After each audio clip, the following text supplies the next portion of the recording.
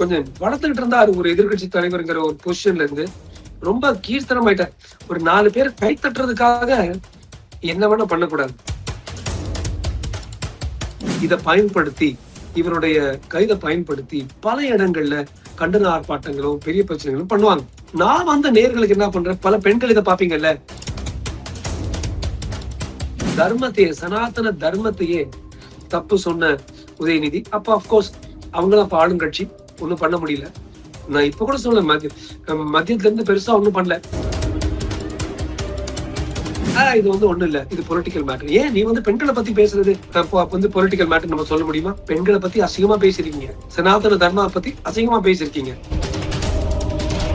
BNS24 நேயர்களுக்கு வணக்கம். இன்று நேர்காணலில் நம்முடைய இணைந்திருப்பவர் மருத்துவர் ராஜ்குமார் அவர்கள். வணக்கம் சார்.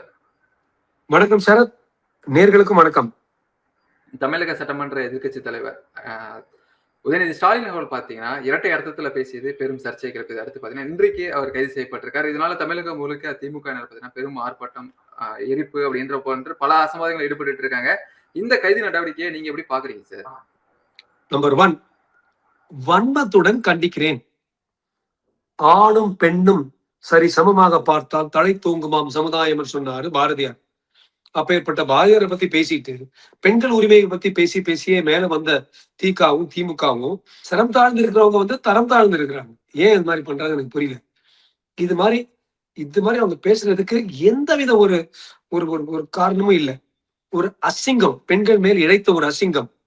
சங்க தமிழ்னு சொல்றோம், ஔவையாரை பத்தி சொல்றோம், காக்கை நாச்சினியார். அதாவது அந்த காலத்திலேயே மத்த சமுதாயங்கள்ல பெண்கள் இல்லாத போது தமிழ் சமுதாயத்துல 30-40 சங்க புலவர்கள் இருக்காங்க. அப்படி இருந்து கண்ணகை மேல தூக்கி வைக்கிற ஒரு சிலப்பதிகாரம் சொல்ற ஒரு சமுதாயத்துல, ஒரு சமூகத்துல இது மாதிரி வந்தது அப்பேற்பட்ட ஒரு ரொம்ப நீச்ச ஒரு அளவை இவங்க தொட்டுட்டாங்க. நான் அவர் கேட்கிறேன் உதயநிதிய, அவர் அப்பா ஒரு முறையாவது இது மாதிரி பேசியிருக்காரா? அவர் தாத்தா ஒரு முறையா பேசியிருக்காரு? ஏன் கலைஞருக்கு கூட 2 பொன்னாட்டிகள் தான் இருந்துச்சு. ஆனா அப்ப ஒரு முறையாவது எம்ஜிஆர் அப்படி பேசினாரா அல்லது ஜெயலலிதா அம்மா அப்படி பேசினாங்களா? அப்படி பேசல. அதுவும் இவர் பேசுறது இந்த திமுகல இந்த உள்வட்டம் இல்லாம இந்த வெளிவட்டத்துல ரொம்ப கீழ்த்தர பேச்சாளர்கள் இருப்பாங்க. சிவாஜி கிருஷ்ணமூர்த்தி இப்படிப்பட்ட ஆட்களை வன்மத்துடன் நானே கண்டிச்சிருக்கேன் இதே ஒரு சேனல்ல. தூக்குங்களை கடைசியில தூக்குனாங்க.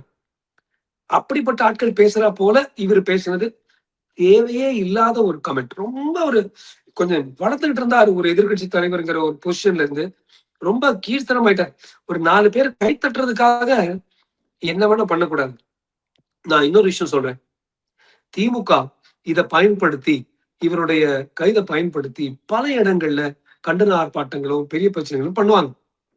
நான் வந்த நேர்களுக்கு என்ன பண்றேன், பல பெண்கள் இதை பாப்பீங்கல்ல, பெண்கள் திமுகவை எதிர்த்து நில்லுங்க. அது திமுக என்ற காரணத்தினால இல்ல, யார் உங்களை தர குறைவா பேசுறாங்களோ, இப்படி பேச நீங்க எதிர்க்கணும்.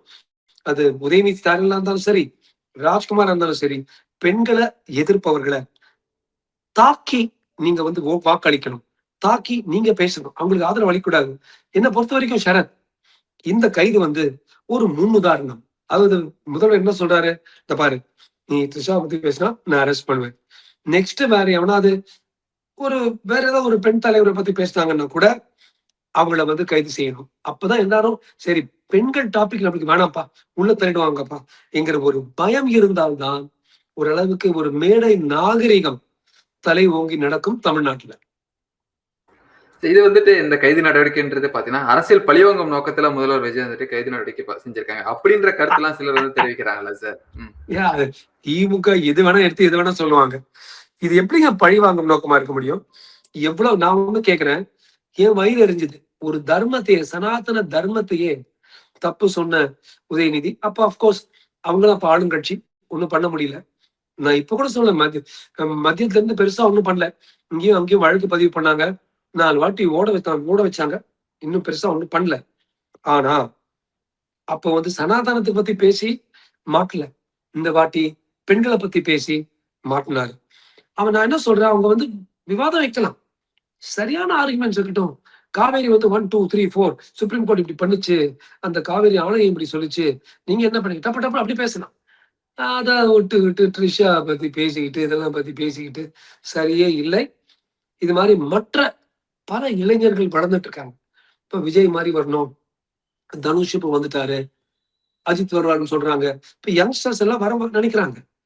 தரம் குறைத்து பேசக்கூடாதுங்கிறதுக்கு அவங்க எல்லாரும் மண்டையில ஒரு ஜென்ட்ல ஒரு கொட்டு கொட்டுறது சரி.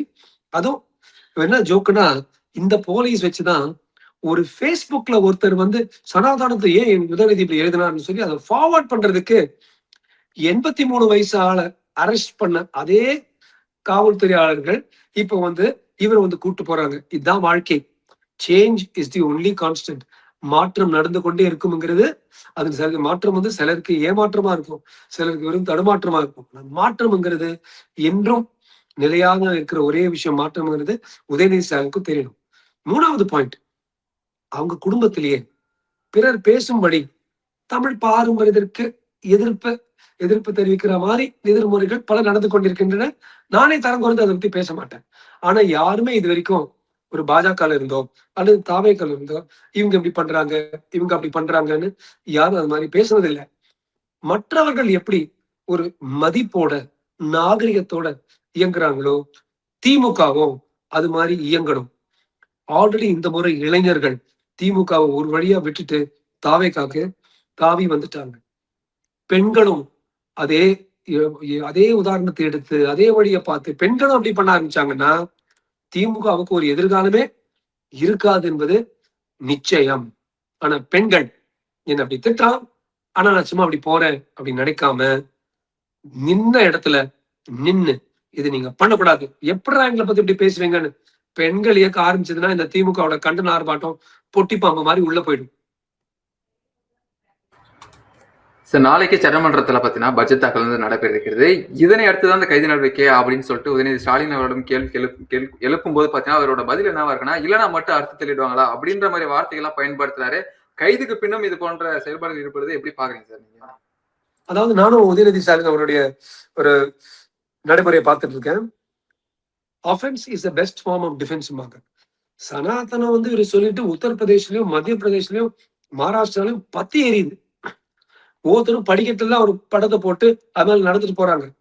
இவர் என்ன ஸ்டைலா சொல்றாரு, பிரிங் இட் ஆன், இன்னும் கொண்டு வா, நான் பாக்குறேன், சினிமா டயலாக் மாதிரி அவர் சொன்னார்.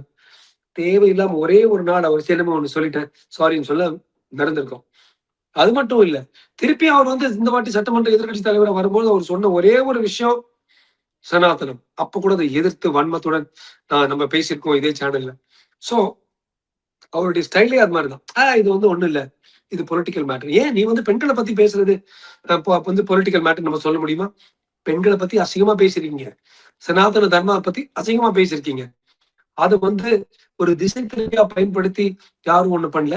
நிச்சயமா நாளைக்கு பாருங்க, நாளைக்கு சட்டமன்றத்துல அமளி நடைபெறும். இந்த 44 45 பேரு கலெக்டா பண்ணுவாங்க, அவங்க வாக் அவுட் டெஃபினட்டா பண்ணுவாங்க, வெளியில ஆர்ப்பாட்டம் செய்வாங்க. அண்ணா அறிவாலயம், பனையூர், தாவைக்காவோட அத்தனை இடத்துக்கு முன்னாலையும் கலாட்டா பண்ணுவாங்க. ஏன்னா கலாட்டா செய்வதுதான் திமுகவுடைய மோடஸ் ஆப்ராந்தி, அவங்க இயங்குற வகை. அதை பார்த்து உஷாரா தமிழ்நாட்டுல இருக்கிற அத்தனை பெண்களும் பாரு நம்மளை இழிவுபடுத்தி அப்புறம் பண்றாங்க பாருங்கிறத யாரும் மறக்க கூடாது. இதை பகிர்ந்து பகிர்ந்து பகிர்ந்து பெண்கள் பார்க்கணும் இந்த பதிவை. This is an insult to not just Trisha. It is an insult to not just Tamil women. எல்லா பெண்களுக்கும் பெண்ணியத்துக்கே செய்கின்ற ஒரு பெரிய பெரிய பெரிய பெரிய ஒரு பயங்கரமான ஒரு அவதூறு அவமதிப்பு. இதோட விடவே கூடாது. பெண்கள் உங்களுக்கு நீங்க ஆக்ட் பண்ணணும்னா இப்ப ஆக்ட் பண்ணுங்க. ஒரு டைரக்ட் கால் ஃபார் ஆக்ஷன் பெண்கள்னா இப்ப ஏன் இவங்க திமுக பண்றாங்கல்ல, நாளைக்கு 4 நாளைக்கு ஒரு 100 பெண்ணியம் கூட்டங்கள் சேர்ந்து நாங்க பெண்களுக்காக போராடுவோம் சொல்லி கண்டன ஆர்ப்பாட்டம் பண்ணோம்னா பயந்து அணுகிடுவாங்க திமுக. தயவு செய்து பெண்களே இப்ப பண்ணுங்க, இதுதான் சரியான நேரம். கடந்த ஆட்சி திமுக ஆட்சியின் போது பாத்தீங்கன்னா பல அமைச்சர்களும் மேடையில் பேசும்போது பெண்களை தரைக்குறைவா பேசினாங்க. அப்ப எந்த ஒரு நடவடிக்கையும் இல்லாம இருந்துச்சு. அதன் வழியே பாத்தீங்கன்னா இப்போது எதிர்கட்சியாக இருக்கும்போது உதயநிதி ஸ்டாலின் அவர்கள் பேசியது நீங்க எப்படி பாக்குறீங்க சார்? அதாவது நான் பல விஷயங்கள் ரொம்ப கஷ்டப்பட்டு பார்த்தேன். டிசம்பர் 31, 2022 ஒரு பெரிய கூட்டம் போடுறாங்க. அதுல வந்து தமிழச்சி தங்கப்பாண்டியனும் கனிமொழியும் கலந்துக்கிறாங்க. அதே கூட்டத்துல 2 மண்டல செயலாளர்களும் மாவட்ட செயலாளர்களும் ஜெயத்ரன் சந்திரன் கணேஷ் இவங்க வந்து அங்க வந்த ஒரு பெண் போலீஸ் மேல கைய போடுறாங்க. வீடியோல அது கேப்சர் ஆயிருக்கு. அந்த பெண் போலீஸ் வந்து போய் அவங்க வந்து புகார் கொடுக்கறாங்க. காவல் நிலையத்துல 50 60 திமுக ஆண் கூண்டாக்கள் அடியாட்கள் வந்து மிரட்டுறாங்க. 1-2 நாட்களுக்குள்ளார, ஒரு நாள்ல அந்த பெண் போலீஸ் வந்து அவங்க புகாரை வந்து திருப்பி எடுத்துக்கிறாங்க.